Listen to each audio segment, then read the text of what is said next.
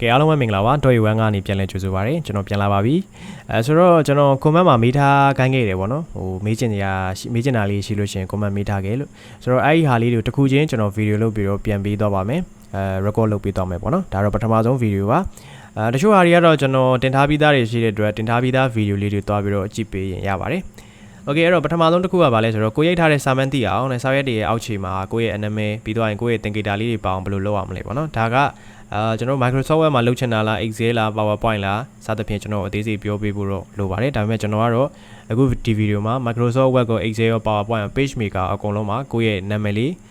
းထည့်တဲ့နည်းကိုပြောပြပေးသွားမှာဖြစ်ပါတယ်ဟုတ်ပြီအဲ့တော့ကျွန်တော်တို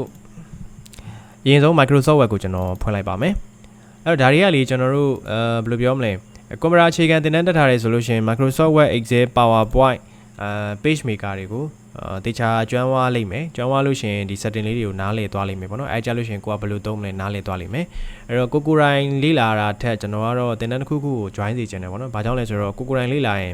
Facebook မှာကောနောက်ပြီးတော့ YouTube မှာဗီဒီယိုတွေကအများကြီးပဲပြောက်တော့တွေဖြစ်နေမှာကိုအနေနဲ့လေ့လာရင်အုံနောက်ထဲမှာပြောက်တော့တွေပဲဖြစ်နေလိမ့်မယ်အဲ့တော့သင်တန်းတက်ရတဲ့ဆိုတော့သင်တန်းတက်တယ်ဆိုတာကကျွန်တော်တို့ဘယ်လိုပြောမလဲကိုသိထားတဲ့ဘူးတုဒပညာတွေကိုအစီအစဉ်တကြလေးကိုအုံနောက်ထဲမှာတူလောင်တဲ့ပုံစံပေါ့နော်အဲ့ဒါကြောင့်သင်တန်းလေးတွေ join တာကိုအတွက်ပို့ပြီးတော့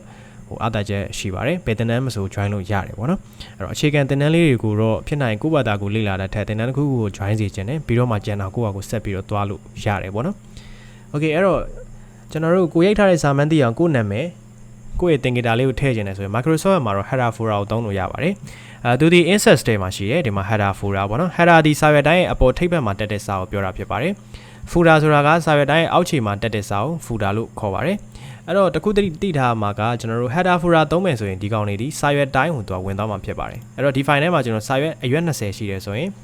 header folder ကိုသုံးလိုက်မယ်ဆိုတာနဲ့အဲ့အရွက်20လုံးဒါတွေပါသွားမှာဖြစ်ပါတယ် okay အဲ့တော့ကိုကစာရွက်ကထိပ်ပေါ်မှာတက်ချင်လို့ရှိရင်တော့ header သုံးပေါ့ကျွန်တော်စာရွက်ကအောက်ခြေမှာထည့်ချင်တယ်ဆိုရင်တော့ folder သုံးလို့ရတယ်ပေါ့နော် okay ကျွန်တော် header တွေကိုသွားလိုက်မယ်အဲ့တော့ပုံစံတော့အမျိုးမျိုးရှိတယ်ပေါ့ကျွန်တော်ဒီပုံစံလေးကိုပဲကြိုက်တယ်ဆိုတော့ဒီဟာလေးကိုထောက်လိုက်မယ်ထောက်လိုက်တဲ့အခါမှာစာရေးဖို့အတွက် type here ဆိုတဲ့ frame လေးသုံးခုပေးထားတယ်ဆိုတော့ဒီနေရာမှာစာရေးလို့ရတယ်မြန်မာစာလည်းရိုက်လို့ရတယ်ပေါ့နော်ကျွန်တော်တို့လောဆယ်ဒီဘယ်ဘက်တောင်းအားလေးကိုပဲသုံးနေတယ်ဒါတွေကိုမလိုချင်တာဖြစ်တဲ့အတွက်ကာစာလေးချပြီးတော့ backspace နဲ့ပြောင်းမယ်ပေါ့နော်ဖြတ်လိုက်မယ်ပေါ့ပြီးသွားရင်ဒီမှာစာရေးလို့ရပါတယ်မောင်းအောင်ပေါ့အဲ့တော့ရေးပြီးသွားရင်ကျွန်တော်တို့ကဒီမှာ design tab ထဲမှာ design tab ထဲမှာ close header and folder နဲ့ထွက်လာရင်ရပြီ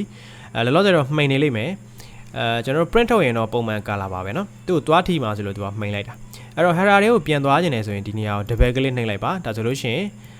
်ဒီကောင်ပြန်ကျလာပြီမနော်ဒီမှာ cursor ပြန်ချလို့ရပြီဒါဆိုရင်စာရိုက်လို့ရသွားပါပြီတကယ်လို့မြန်မာလိုရိုက်ချင်ဒီကောင်လေးကိုဖြတ်လိုက်ဖြတ်ပြီးတော့ကျွန်တော်တို့ home နဲ့ကိုသွားပါဒီမှာကျွန်တော် W01 site 18ထားလိုက်မယ်ပြီးသွားတဲ့အခါမှာ design tab တဲကိုပြန်လာပြီးတော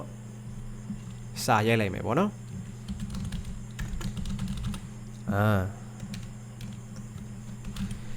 ပြီးသွားတာနဲ့ design tab ထဲကနေပြီးတော့ close header and folder နဲ့ကျွန်တော်တို့ထွက်ပေးရမှာဖြစ်ပါတယ် okay ဆိုတော့ဒါထွက်လိုက်မယ်ထွက်လိုက်ရင်သူကဒီလိုဖြစ်သွားတယ်ပေါ့နော်ကျွန်တော်ဒီမှာစာရွက်ကိုထားပါတော့နည်းနည်းလေးထည့်လိုက်မယ်ပေါ့နော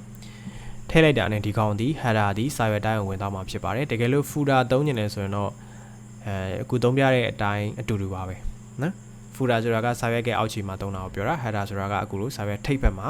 ထည့်တဲ့ဟာကိုပြောတာတကယ်လို့ဖြတ်ချင်တယ်ဆိုရင် header တွေကိုသွားအောက်မှာ remove header နဲ့ဖြတ်လိုက်လို့ရပါတယ် footer တကယ်လို့တက်ထားတယ်ဆိုရင်လည်း footer ထဲသွားပြီးတော့အောက်က remove footer နဲ့ဖြတ်လို့ရပါတယ်နော်နောက်တစ်ခုက Excel ပေါ့နော် Excel မှာကျွန်တော်တစ်ချက်လုပ်ပြမယ်ဆိုတော့ Excel ကျွန်တော်ဖွင့်လိုက်မယ်ကျွန်တော်မှာ blank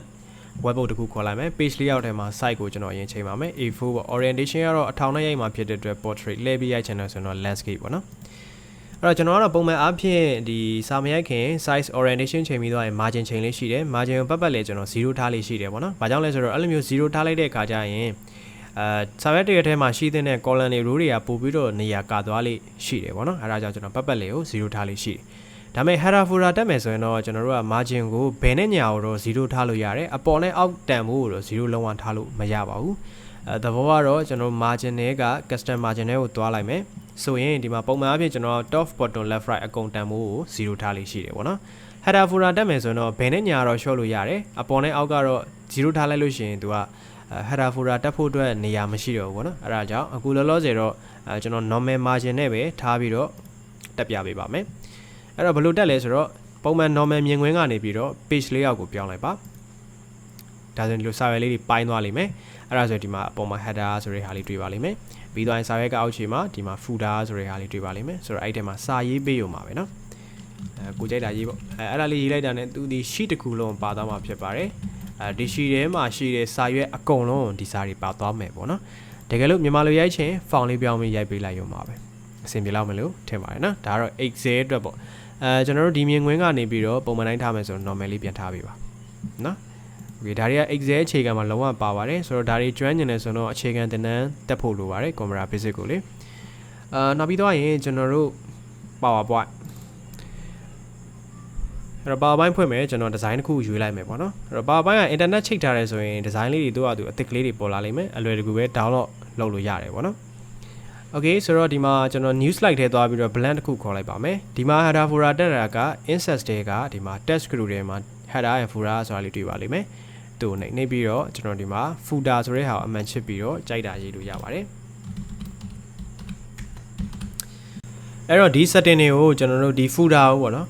ရှေ့ဆုံး slide number 1ကိုမထည့်ချင်ဘူးဆိုရင် don't show on title slide ကိုအမှန်ချစ်ပြီးတော့ apply to all နှိပ်လိုက်လို့ရတယ်တကယ်လို့ရှေ့ဆုံး slide number 1မှာပါထည့်ချင်တယ်ဆိုရင်တော့ဒီကောင်အမှန်ချစ်ပြန်ဖြုတ်ပြီးတော့ apply to all နှိပ်လိုက်လို့ရပါတယ်ပုံမှန်အဖြစ်folder ကဒီ PowerPoint မှာဆိုရင်တော့ slide number 1မှာထည့်လိုက်ထည့်တာမရှိပါဘူးကျွန်တော်တော့မထည့်ဘူးပေါ့နော်အဲ့တော့ don't show on title slide ပေါ့နော်ရှေ့ဆုံး slide number 1မှာဒါမထည့်ပါနဲ့လို့ပြောလိုက်ပါမယ်ပြီးတော့ apply to all နှိပ်လိုက်ပါတယ်ဒါဆိုရင်ဒီအောက်မှာမအောင်ဆိုတဲ့စာသားလေးပေါ်နေပါလိမ့်မယ်ဒါကသူ auto ထည့်ပေးသွားတာဖြစ်ပါတယ် auto ထည့်ပေးတယ်ဆိုတာကစလုံးရဲ့ size နဲ့အရွယ်အစားအရောင်လေးပေါ့နော်ဒါတော့ကိုယူတဲ့ slide design ပေါ်မူတည်ပြီးတော့ဒီ footer ကပုံစံလေးပြောင်းသွားလိမ့်မယ်ပေါ့နော်တချို့ရတယ်ဆိုတော့ဒီညာဘက်မှာပြင်လဲဖြစ်ပါလိမ့်မယ်ပြန်ဖြုတ်ချင်အဲ့ဒါ footer ကိုသွားတယ်ဒီကောင်အမှန်ကြီးဖြုတ် apply to all နေလိုက်ရင်ပြန်ပြုတ်သွားပါလိမ့်မယ်နောက်တစ်ခုကကျွန်တော် page maker မှာတက်ပြပါမယ် Okay page maker မှာကျွန်တော်တို့စာရွက်လေးတွေဒီမှာအခု2ရွက်ရှိရပေါ့နော်ရှေ့ဆုံးမှာကျွန်တော် R ဆိုတဲ့ဟာလေးတွေ့လိမ့်မယ်တကယ်လို့ကျွန်တော်တို့ကစာရွက် size ကိုစာရွက်ကိုအပြူလိုက်ယူခဲ့တယ်ဆိုရင်ပေါ့နော်ဒီစာရွက်ယူတဲ့နေရာမှာ double side facing page ဆိုတဲ့ဟာကိုအမှန်ချက်ခဲ့မယ်ဆိုရင်တော့ရှေ့ဆုံးမှာ LR ဆိုပြီးတော့စာရွက်အပြူလိုက်ကြီးပေါ်နေပါလိမ့်မယ်ကျွန်တော်ကလောလောဆယ်တရွက်ပဲယူချင်တာဖြစ်တဲ့အတွက် double side facing page အမှန်ကြီးပြန်ဖြုတ်ပြီးတော့ okay နှိပ်ထားလိုက်မယ်ပေါ့နော်အဲ့တော့ဒီမှာကျွန်တော်တို့စာမျက်နှာနံပါတ်တက်တာမျိုးပဲဖြစ်ဖြစ်စာရွက်တိုင်းမှာပေါ်ကျင်တဲ့စာလေးတွေရှိလို့ပဲဖြစ်ဖြစ်ရေးကျင်တယ်ဆိုရင်ကျွန်တော်တို့ဒီရှေ့ဆုံး slide ဒီရှေ့ဆုံးစာရွက်ဒီရှေ့ဆုံးစာမျက်နှာတက်ခဲ့ရှေ့မှာရှိတဲ့ R ဆိုတဲ့ဟာပေါ့နော်ဆောနာလို့အပြူလိုက်ယူထားရဲဆိုတော့ LR ပေါ့ဆိုတော့အဲ့ဒါကို master page လို့ခေါ်တယ်အဲ့ master page ကိုတစ်ချက်နှိပ်လိုက်အဲ့တော့အဲ့ master page ထဲမှာရိုက်သမျှစာတွေအကုန်လုံးဒီစာရွက်တိုင်းပေါ့နော်စာရွက်အကုန်လုံးပေါ်သွားမှာဖြစ်ပါတယ်ဆိုတော့ကျွန်တော်ဒီမှာစာလေးရေးလိုက်မယ်ပြီးတော့ဒီမှာလည်းစာလေးရေးလိုက်မယ်ပေါ့နော်Okay ပြီးသွားရင်ကျွန်တော်